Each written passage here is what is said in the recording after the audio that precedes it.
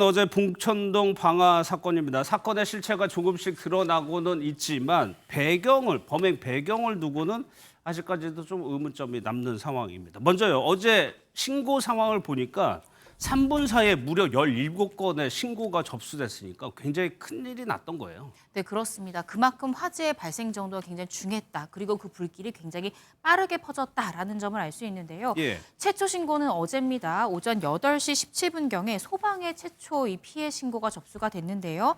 이 불꽃이 이 옆집으로 옮겨 붙는다라는 신고를 기화로 해서 그때부터 17차례의 신고가 이어졌다라고 하는데요. 예. 바로 다른 주민도 바로 옆에서 지금 폭발음이 들린다라는 신고도 들어왔고요. 또 심지어는 이 불꽃과 검은 연기가 계속 나오고 있다. 그리고 사람들이 뛰어내리고 있다. 이런 신고도 이 3분이라는 짧은 시간 사이에 17차례나 접수됐던 것으로 알려졌습니다. 예. 왜 이렇게 신고가 많이 됐을까를 보니까 어제가요. 아파트에 방화하기 전에 한 번의 방화가 있었다라고 요 내용이죠. 전해드렸는데 사실 알고 보니까 2번이 더 있었다는 얘기가 됩니다.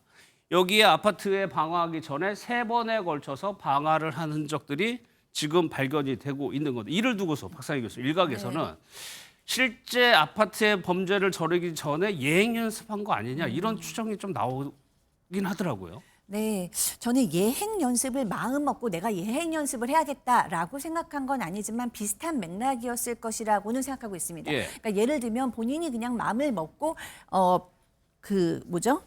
고압 세척기 같은 것을 마련했기 때문에 네. 내가 이거를 잘 되는지 확인을 해보겠다라는 의도로, 그러니까 예를 들어서 내가 저 빌라에는 내가 싫어하는 사람이 있으니까 저 빌라에만 타겟을 해서 발사한 것이 아니라 그냥 가면서 여기저기 이것이 잘 되는가 확인하는 수준이 아니었을까라는 생각이 들고요. 예. 이 사람이 사실은 본인의 뭐 극단적인 선택까지도 마음을 먹고 완전히 그냥 내가 끝을 바라보고 이걸 화염 발사기를 가지고 갔기 때문에 가는 도중에 무엇이든지 내가 보이는 것 안에서는 시도를 해보겠다라는 심리가 아니었을까 싶습니다. 예. 그러면은 그 최종 목적을 달성하기 위한 그 의지가 되게 컸다 이렇게도 볼 수가 있어요? 그렇죠. 저는 100% 계획 범죄였다라고 생각을 합니다. 그리고 예. 굉장히 좀 적극적이었고 주도 면밀했을 거라고 생각을 했는데요. 사실 화염 방사기는 아무도 여태까지 사용하지 않은 방화의 도구잖아요. 그렇죠. 이런 생각을 어떻게 할 수 있었을까?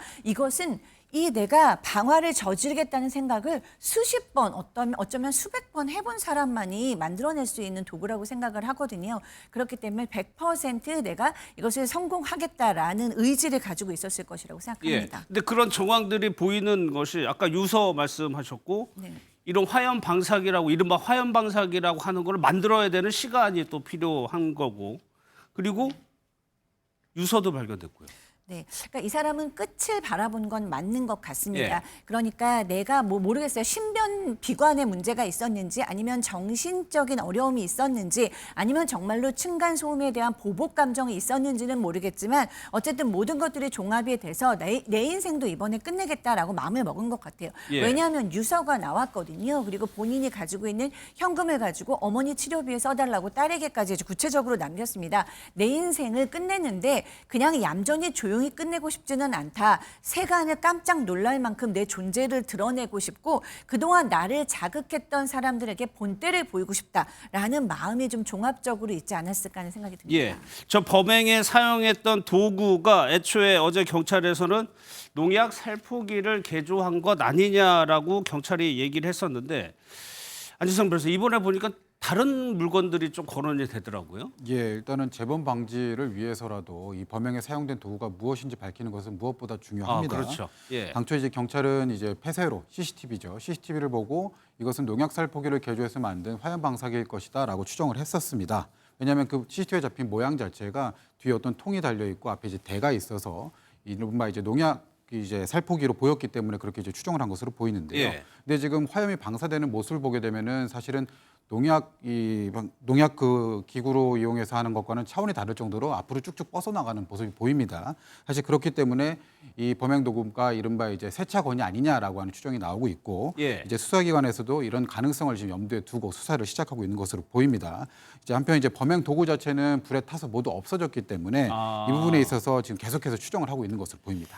경찰이 조금 뭐 구매 내역이라든가 이런 것들을 좀 더 봐야 될 것 같은데 어제 층간소음 갈등을 좀 전해드렸는데 이고은 변호사님 그 피해자의 가족들의 얘기를 들어보면 저 방화 사건이 있기 전에 뭐 징후라고 할까요? 이런 것들이 조금 보이긴 하더라고요.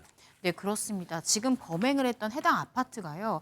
이 용의자가 최근까지 살았던 곳이 아닙니다. 예. 5개월 전에 이미 이사를 가버린 자신의 이전 주소지거든요.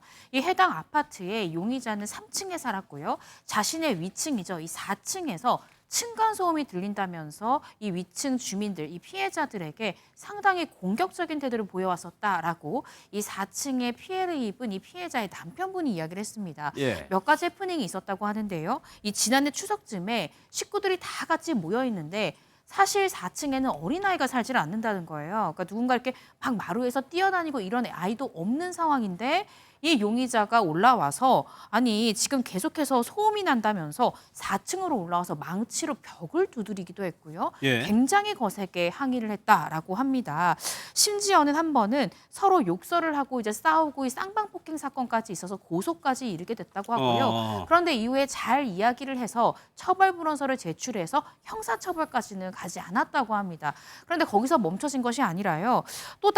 다시 이 용의자가 시끄럽다면서 또 장구를 치면서 예. 또 소음을 발생시킨 거예요. 이것 때문에 이웃 주민들이 시끄럽다고 항의를 하니까 또다시 4층을 돌아다니면서 해코지를 하는 이런 모습까지 보였다고 하니 예. 사실은 4층에 사셨던 이 피해자분들은 그동안 굉장히 불안하다가 5개월 전에 이 사람이 이사 가서 드디어 다행이다라고 생각했는데 이렇게 참혹한 사건까지 발생하고야 말았습니다. 예, 이 화재 피해자의 남편의 말입니다. 이분은 이제 4층에서 추락하면서 좀 탈출을 했던 것 같은데 이 용의자가 망치로 벽을 두드리고 장구치고 해코지하고 상당히 공포스러운 분위기를 조성하다 보니까 이 가족들은 이사 가야겠다라고 생각을 했다는데 네. 그 정도로 좀 불안했다는 거 아니에요? 네, 이 부부가 지금 보통 때는 좀 떨어져 산다고 합니다. 이 남편께서는 좀 멀리 지방의 강원도에 살고 있고요. 이 아내만 여기에 살고 있는데 이 남편께서 아무래도 해코지할 것 같으니까 강원도 쪽으로 이사를 가자라고 예. 여러 번 설득을 하셨대요. 그런데 아내께서 나는 여기 20년이나 살고 있었기 때문에 익숙한 동네를 떠나고 싶지 않다. 좀 버텨보겠다라고 얘기를 했는데 마침 또 이 A 씨가 이사를 간 거예요. 예. 가해자가. 그래서 너무너무 다행이다. 이사를 갔다라고 생각을 하고 다행스럽다라고 생각을 하고 있었는데 이런 일이 벌어진 겁니다. 사실 이사를 간다는 게 쉬운 일이 아니잖아요. 이사를 간다고 해서 이 문제가 다 끝날까 그런 조금 의구심도 남을 수 있을 테고요. 네, 그렇습니다. 사실 20년이나 산 고향 같은 곳을 떠난다는 건 쉬운 일이 아니죠. 그리고 또 한간에서는 만약에 이사를 갔으면 이 사람이 와서 이렇게 화재에 방화를 하지 않았을 수도 있지 않느냐라는 의견도 있으신 것 같은데요. 예. 저는 기본적으로 이 가해를 한 이 방화범이 꼭 층간소음 때문에 이 화재를 저질렀다고 보기엔 좀 어렵다고 생각하고 있거든요. 그래요? 예. 왜냐하면 그럴 가능성도 농후한 건 사실이지만 이 사람이 보통 때도 농구하는 아이들에게도 소리를 지르고 욕을 하고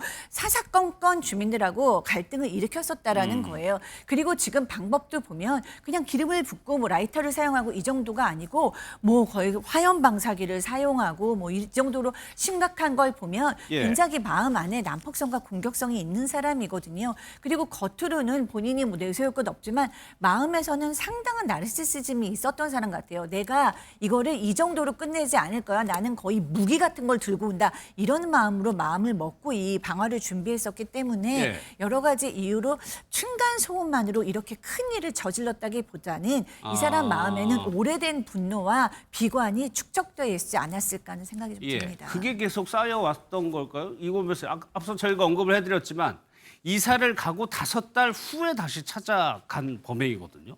네, 저도 박상희 교수님 의견에 전적으로 동의를 하는 것이 예. 이게 우리가 많은 분들 기억하시겠지만 신림역에 칼부림 사건도 있었습니다. 예. 내가 키가 작고 여성들에게 인기가 없다라는 사회적 불만이 결국 칼부림 사건이라는 어떻게 생각하면 분노의 표출로서 타인을 해야 하는 사건들이 요즘 왕왕 발생하고 있는데 결국 이 사건도 물론 발단은 층간소음이 됐겠지만 사실은 층간소음만으로 이 피해자 피해자를 이렇게 살해할 만한 충분한 동기다라고 우리가 볼 수는 없잖아요. 그래서 자신이 가지고 있는 어떠한 이 증오에 대한 표현 그리고 사회에 대한 불만 이런 것들이 이렇게 폭력적인 형태로 발현된 것이 아닌가라는 생각이 듭니다. 그러니까 5개월 만에 또다시 자신이 거주하던 곳에 찾아가서 예. 불을 낸다라는 점에서 일단은 이 사건 경위와 범행 동기를 파악하기 위해서는 이 용의자가 정신과적인 치료 전력이 있는지 경찰이 확인할 필요가 있다라는 생각이 듭니다. 예. 그래서 어떤 예를 들어서 분노를 잘 참지 못하는 성향 때문에 약물 치료 등을 한 전력이 있는지도 살펴봐야 되고요. 또 이 용의자에겐 가족이 있는 것 같습니다. 왜냐하면 자신의 자식에게 할머니 잘 부탁한다라는 그렇죠. 이야기 예. 했다는 거 보니까요. 그래서 이 가족이나 혹은 이 용의자의 가까운 지인들에게 이 범행 직전에 행동의 특이점은 없었는지 심리적인 상태가 어땠는지 이런 참고인 조사도 반드시 필요하지 않나라는 생각이 듭니다. 예. 마지막 또 하나요. 저희가 화재 때마다 방화문의 중요성을 계속해서 언급해 드리고 있는데 안 변호사님 이번에도 구축 아파트여서 그런지 화재 안전에 조금 미비한 모습이 좀 보이기도 했어요. 네, 자칫하면 더 큰 이제 화재나 인명 피해까지 이어질 수 있었는데요. 지금 우리나라 이제 소방 시설 설치 및 관리에 관한 법률에 의하면 이제 방화문은 항상 열려 있어야 되고 아니면은 이제 자동으로 닫히는 구조, 도어 클로징이라고 하는 그 장치를 이용해서 자동으로 닫히는 구조를 취하고 있어야 되는데 예. 지금 이 사건 현장을 보게 되면은 방화문은 모두 열려 있었고 이제 도어 클로징 시스템이 설치는 되어 있습니다만 이제 주민들이 사용하면서 불편하니까 뭐 이제 거린목을 걸어 놓다든가 이런 식으로 문을 열린 상태로 좀 두었다고 합니다. 이로 인해서 사실은 한 곳에서 시작된 발화가 차단되지 못하고 계속해서 이어져 가면서 연기도 저런 식으로 많이 발생을 한 것으로 보입니다. 물론 다행스럽게도 인명 피해가 크게는 발생하지 않았습니다만 자칫하면 정말로 큰 위험이 발생할 수 있을 뻔한 아주 큰 사고였습니다. 예.